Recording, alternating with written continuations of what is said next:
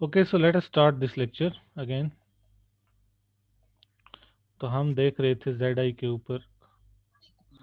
तो Fermat's theorem on sum of squares क्या है भाई, बता दो कोई मुझे, इसका स्टेटमेंट बता दो।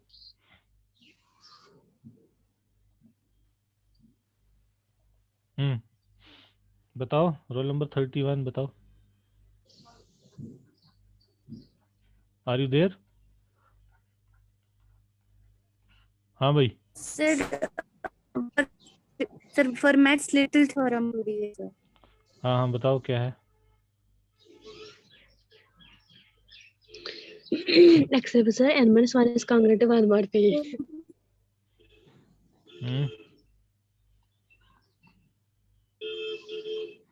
आई एम टॉकिंग।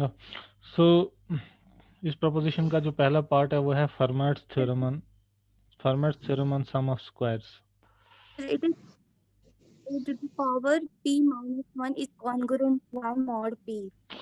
अरे नहीं, सम ऑफ Log स्क्वायर्स की बात कर रहा हूँ। Fermat theorems on sir, sum of squares. Sir समूह क्या? फॉर्मेट्स। नो सर वो नहीं पढ़ी है। हाँ बताओ, कोई और बोल रहा है बीच में। फॉर्मेट्स थ्योरम कौन बोल रहा है? On sum of squares.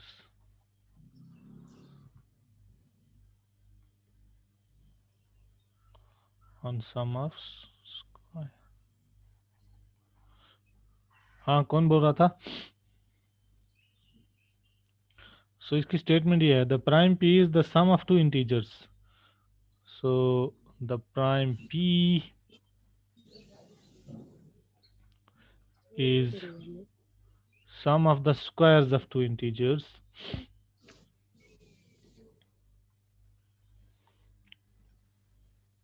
is the sum of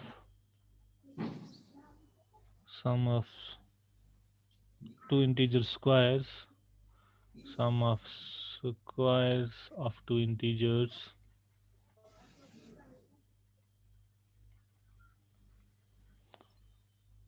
that is p is equal to a square plus b square if and only if p is congruent to 1 mod 4 or p is 2, if and only if p is 2 or p is congruent to 1 mod 4। यही है ना? मतलब हर कोई integer जो है, हर कोई prime अगर congruent to 1 mod 4 है तो आप उसको लिख सकते हो sum of two squares, A square plus B square, where A and B are integers. ठीक है? और इसका कन्वर्स भी सर ट्रू हर कोई प्राइम या ऑड प्राइम? है। हेलो सर हर कोई प्राइम और ऑड प्राइम? ऑड प्राइम तो बाकी सारे ऑड है ना, टू को छोड़ के। इवन कौन सा प्राइम है? टू के यस सर। टू भी लिख दिया ना मैंने, टू को आप लिख सकते हो 1 स्क्वायर प्लस 1 स्क्वायर। ठीक है? Okay sir. प्राइम इवन नहीं होते मेरे भाई, वो तो इवन हो जाएंगे तो सिर्फ टू ही ऐसा प्राइम है जो इवन है, बाकी तो सारे ऑड हैं। तो इसका सेकंड पार्ट है इस प्रोपोजिशन का, द इरेड्यूसिबल एलिमेंट्स द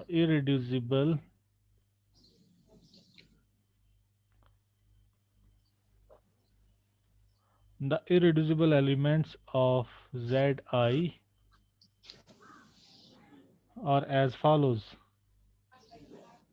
और ये इंपॉर्टेंट है इसका, है ना? और एज मतलब जेड आई में इरेड्यूसिबल एलिमेंट्स किस फॉर्म के होंगे? इस फॉर्म के होंगे। इसमें तीन केसेस हैं। सो पहला केस है कि 1 प्लस आई ये इरेड्यूसिबल होगा, which has norm 2, has norm 2। दूसरा केस है इसका, ये जो है आपके a plus b i, a minus b I.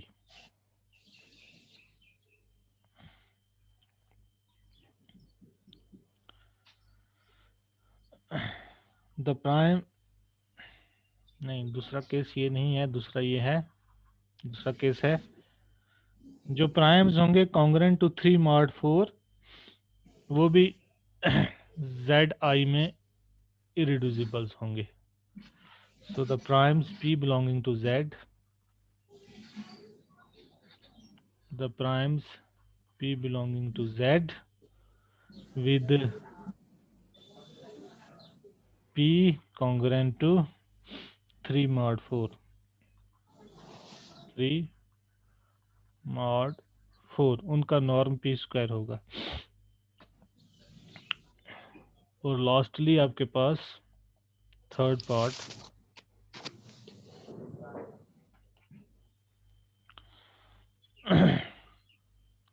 So a plus bi a minus bi ये भी आपके होंगे द डिस्टिंक्ट इरिड्यूसिबल फैक्टर्स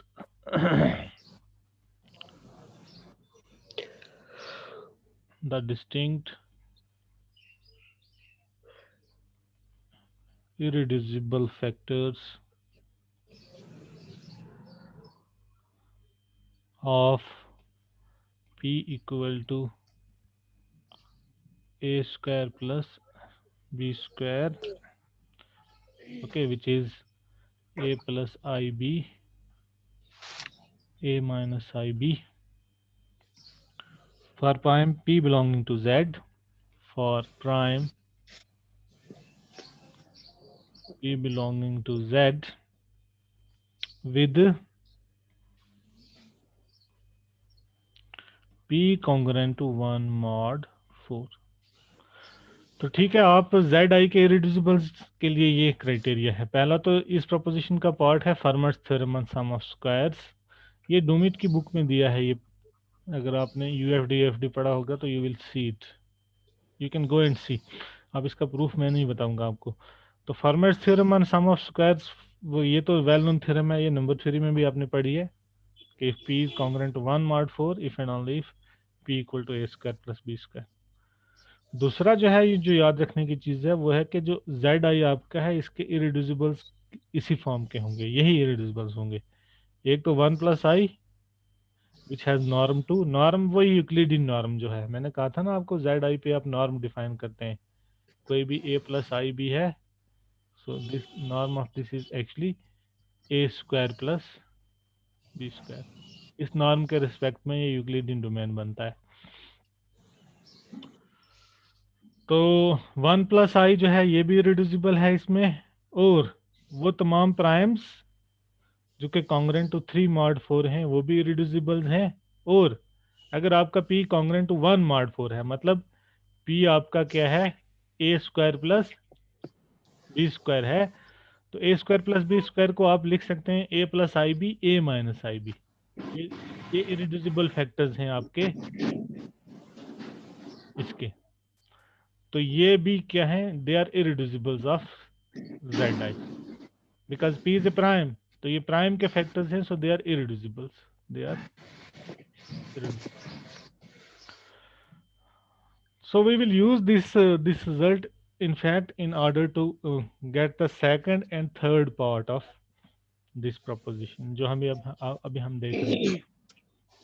पहला पार्ट हमने देख लिया 2 वाला. Now second part जो है proof of second.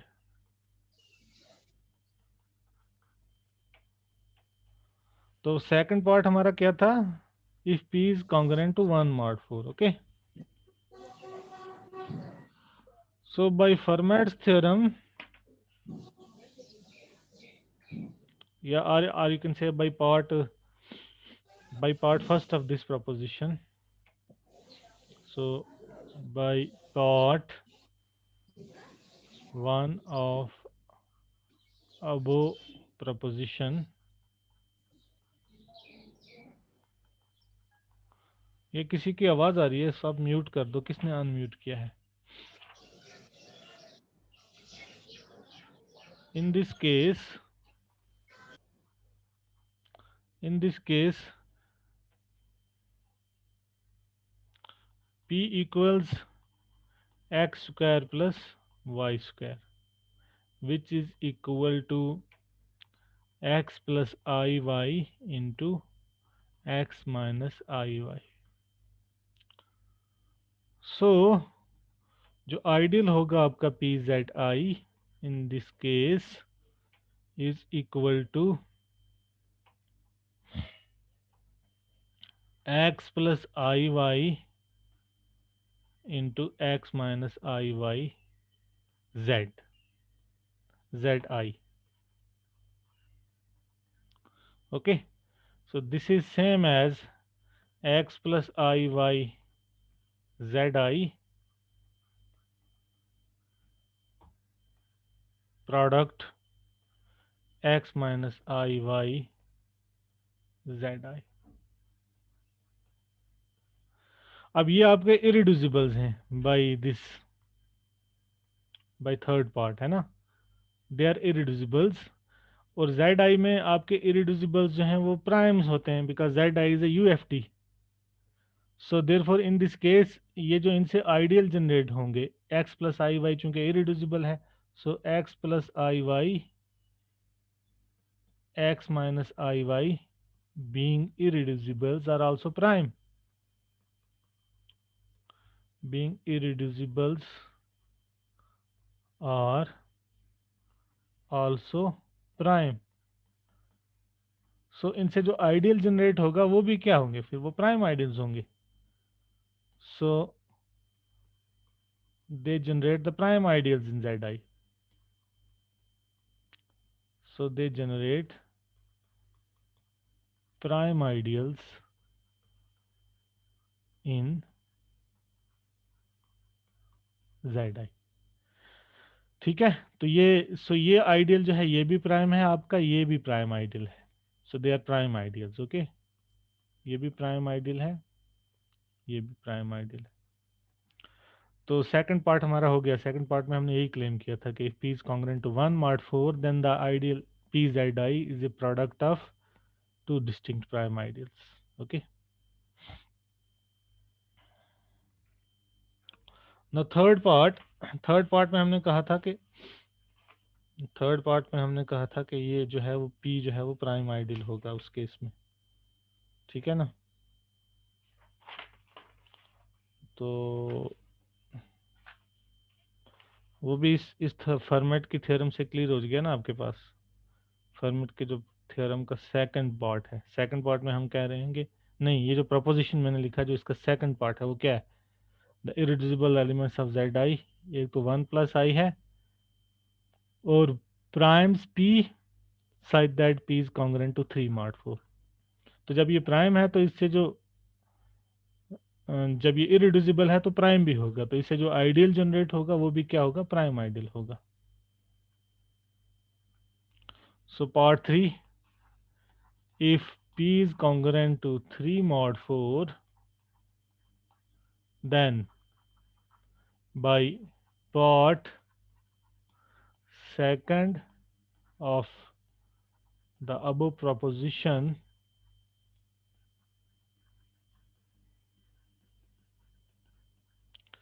P is irreducible in Zi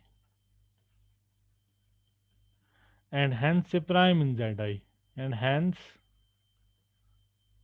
a prime in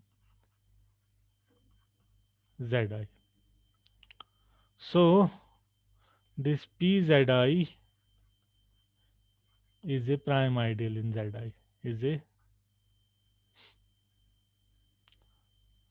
so Pzi is a prime ideal in Zi। तो Zi में हमने देख लिया प्राइम आइडियल्स क्या होंगे। इनफैक्ट हमने देखा कि अगर आपके पास, so let me summarise the whole story. तो अगर आपके पास Z से Zi पे आप आइडेंटिटी एम्बेडिंग लेंगे,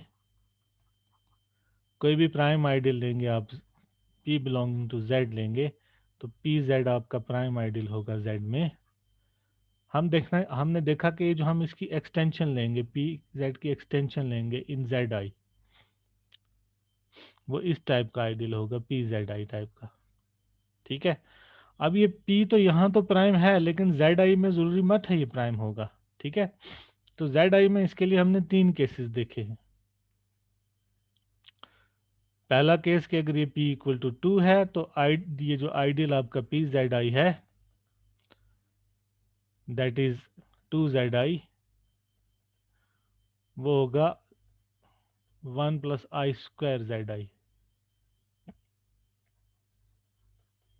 ठीक है, और 1 प्लस आई आपका इरिड्यूसिबल है। 1 प्लस आई हमने देखा ना इसी में पहले पार्ट में, इस प्रोपोजिशन का पहला पार्ट यही कहता है कि ये वाला सेकंड पार्ट का पहला पोर्शन जो है 1 प्लस आई आपका इरिड्यूसिबल है, तो 1 प्लस आई प्राइम भी होगा यहाँ। ठीक है, तो इस केस में ये क्या आ गया, ये आ गया square of A prime ideal. Actually ये चीज मैं बताना आपको भूल गया, इस केस में ये square of A prime ideal होगा। अगर आपका P2 है तो इसकी जो एक्सटेंशन है P Z I 2 Z I which is actually a square of A prime ideal, A square of A prime ideal. जरूरी नहीं है प्राइम आइडियल हो, लेकिन प्राइम आइडियल का square, prime ideal in Z i. तो पहला part हमारा ये था। दूसरा ये था हमारा कि अगर आपका P कॉन्ग्रेंट टू 1 mod 4 है तो फर्मेट की थ्योरम से आपका P इक्वल टू आ गया x square plus Y square, Fermat की थ्योरम जो है। लेकिन जेड आई में आप x square plus Y square को ऐसे लिख सकते हैं, एक्स प्लस आई वाई एक्स माइनस आई वाई। ठीक है, तो ये दोनों इरिड्यूसिबल्स हैं तो प्राइम भी होंगे जेड में। ये 1 एक्स प्लस आई वाई एक्स माइनस आई वाई दोनों क्या है, प्राइम है जेड में, बिकॉज दे आर इरिड्यूसिबल्स। इरिड्यूसिबल्स आ गए because of this second, because of this third part of this proposition, they are irreducibles. ठीक है, तो दे आर प्राइम्स। सो इस केस में जो आपका पी जेड एक्सटेंशन थी वो पी जेड आई, वो बेसिकली हो गई अब आपकी x plus I Y Z i, okay, x minus I Y Z i, x minus I Y Z i. तो इस केस में ये आइडियल जो था, जो पी इसकी एक्सटेंशन थी, वो आ गई product of two distinct prime ideals. यहाँ पे आपके पास आ गया था square of A prime ideal, यहाँ पे आपके पास आ गया product of distinct prime ideals, product of distinct prime ideals. और थर्ड पार्ट जो मैंने अभी लिख दिया, थर्ड पार्ट में चूंकि ये प्राइम ही होगा, यहाँ पे p कॉन्ग्रेंट टू 3 mod 4 है तो वो प्राइम होगा जेड आई में, because it's irreducible so prime. तो उस केस में तो आइडियल पी जेड आई जो है वो प्राइम आइडियल होगा जेड आई में। तो जेड आई में हमने देखा कि अगर आप जेड के किसी भी आइडियल की एक्सटेंशन देखना चाहते हैं जेड आई में, तो उसके लिए आपके पास 3 पॉसिबिलिटीज हैं। पहली पॉसिबिलिटी ये है कि वो square of A prime ideal होगा, दूसरी पॉसिबिलिटी है कि product of two distinct prime ideals होगा, और लास्ट के केस में है कि आपके पास वो प्राइम आइडियल होगा। So that's it, I think I will stop. If you have some questions you can ask, any questions, any questions please. तो ये प्रपोजिशन आप देख लें, फिर आपको समझ में आ जाएगा ये क्या कह रहा हूँ मैं। ठीक है, ओके सर। तो ठीक है भाई, सी आर मुझे अटेंडेंस भेज देना आज की क्लास की। आपने ले ली अटेंडेंस? हम्म,